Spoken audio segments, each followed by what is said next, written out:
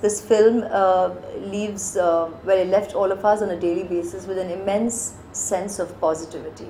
It's a very intense genre, and evidently with Ethan's character being a quadriplegic, with my character being a caretaker nurse, with Shanaz Patel's character being a lawyer, with Suhail Seth's character being a doctor, and Aditya's character being a willing student. When you come and see the film, you'll realize why. So everybody is playing wonderful characters in this film and very true to the narrative. But at the same time, while we're dealing with a space which can be very, very intense, the way we've created the moments in the narrative leave a sense of positivity, which was very important. I think that's why if you listen to the music of the film, the lyrics are very, it's like poetry.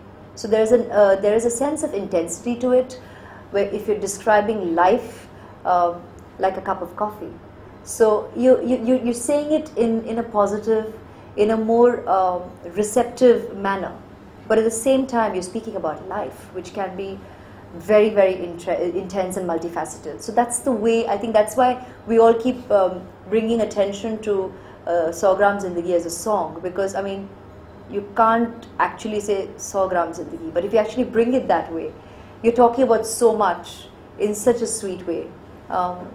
That's what that kind of reflects itself in the film.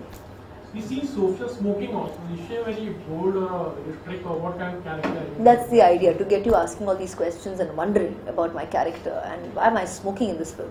That's the idea. Go see it. As a director, what's the strong point? Because it's the first music director also. I find it very strange when I get asked to speak about the strong points of my directors or how much they have grown as directors.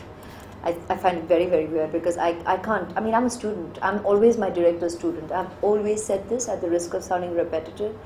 They are my gurus, and I work with them on film. So I'm not sitting there judging them. Yes, I'm very blessed and fortunate that I've got to work with directors I worked with at the beginning of my career. And I'm getting to work with them so many years into my experience as an actor. But each time has been special, and it's very, very evident. What's wonderful is that Sanjay and me have a connection where we are very talkative with each other, and we are brilliant at sharing silences, and through silences we communicate so much that nobody on the set quite understands it. But we have a connection which is creatively, for us, for the two of us, very, very special and very, very fulfilling. We love working together. And I'm very thankful that I've got to play such different characters, whether it's Nandini. Even Nandini was so wholesome. I mean, 5 elements. What a wonderful introduction and an insight into her character. And she had such a journey in the film. So for a new actor, I got to explore such an arc in a character. Whether it was Paro, he always called her Parvati. That's what I said on stage. Even though it's Paro, he's saying, she's Parvati for me. And the moment you say that, it's just a different level of intensity to that character. Again, I got to explore an arc of a character, and emotionally in Devdas, the whole audience, I mean, everybody got to see what I got to explore and discover. And likewise today, Sophia, the character in this film, she's different, very different from Nandini and Paro, in the sense that Sanjay has brought in my talkative aspects in my earlier characters. In this film, I think he has used my silences immensely, and for an actor, it's wonderful when you get to express so much without the assistance of necessarily dialogue and through silences, and that was not a challenge. That was a pleasure for me, and thereby I think emotionally you remain so honest.